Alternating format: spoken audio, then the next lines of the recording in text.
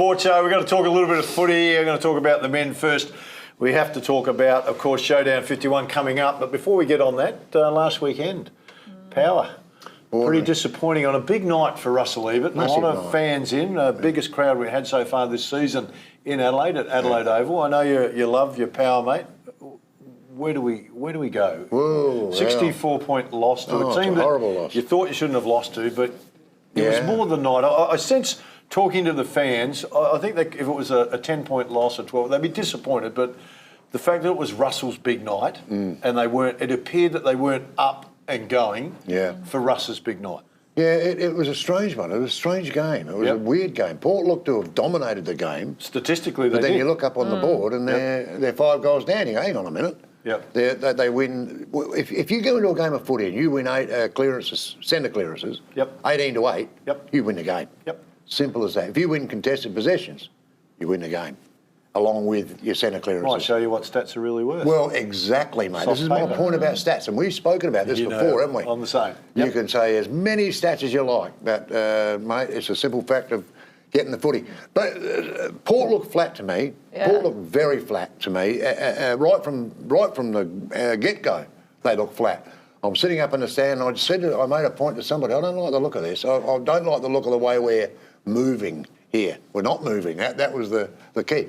And I don't think a lot of credit's been given to Hawthorn. And it should have been, because they played really well. They played extremely well. I think they kicked about 11 goals from transition from their back line. Which is Port's only problem on the night, as far as I'm concerned, was the allowing Hawthorn to transition from defence to goal. And they did it easily. They did it very easily. Port's have got some problems. I mean, obviously they got a few out and all that, but other teams have players out and whatever. But, you know, if you take Dixon, Gray, Fantasia, Aaliyah, there's a lot of good players. Cleary, there's a lot of players missing. But as I said, other teams have got the same problem. So it sets up for a big showdown, doesn't it, really? It sure does. Let me ask you, Britt, what did you see? What did you see in the game? What did you think? I thought they looked flat. They were working hard, and the stats reflect that. But I just wonder whether that loss against Brisbane took it out of them a bit emotionally. And whether or not they were able to kind of regroup themselves after such a big loss in round one. And physically, that may account for the flatness. It's more the mental. I mean, physically it was brutal. It was a massive game. You know, even both clubs and players and coaches interviewed after said it was a unbelievably physical game. And then I reckon it's the one where you have that 3-month build-up to that game. It depends how much emphasis you put on that game as to how that then impacts over the next few games. So maybe there was that in it.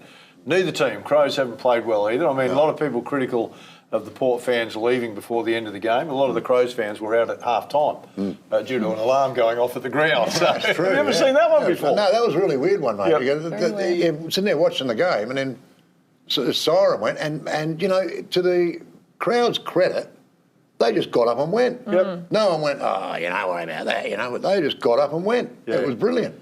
So even if it was a drill, it was a good drill. It was a very good drill. Let's have a quick chat. Showdown 51, where do you think it's going to be? Neither team, both teams have lost their first 2 games of the season. So what are you thinking? Well, who knows, mate? Who knows, honestly. Well, it can't be a draw. Port should win. Port should win. But this is a showdown. And I think Adelaide have got Port at a really good time. This is their chance. This is their chance. If Adelaide don't win this, then they might not win a game for the year. Right.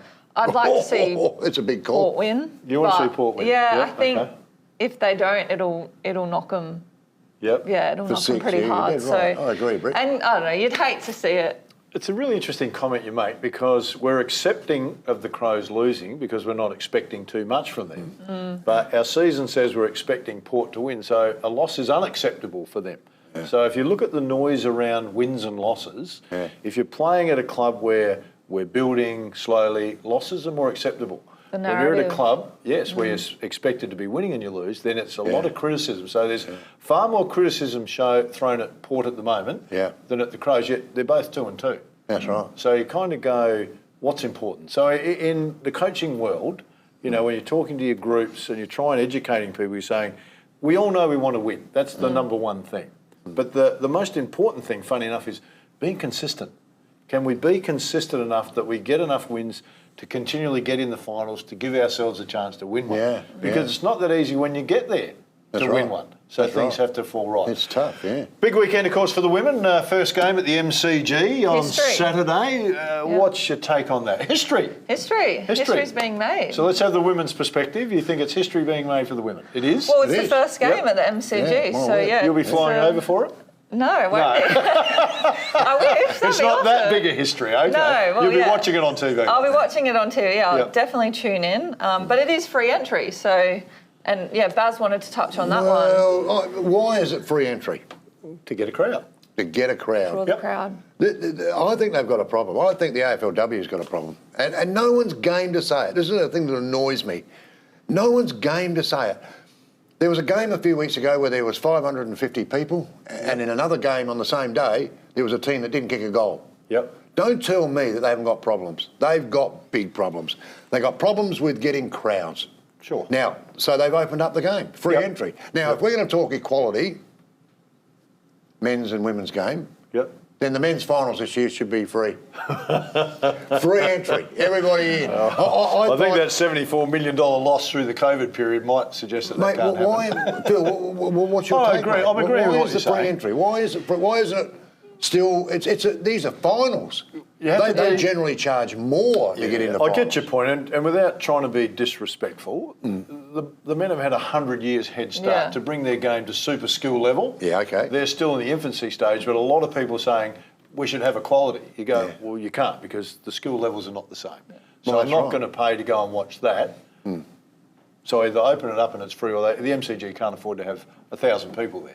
So first game history, a lot of people go because it's first game at the MCG. So it's a clever play. No, it's not clever.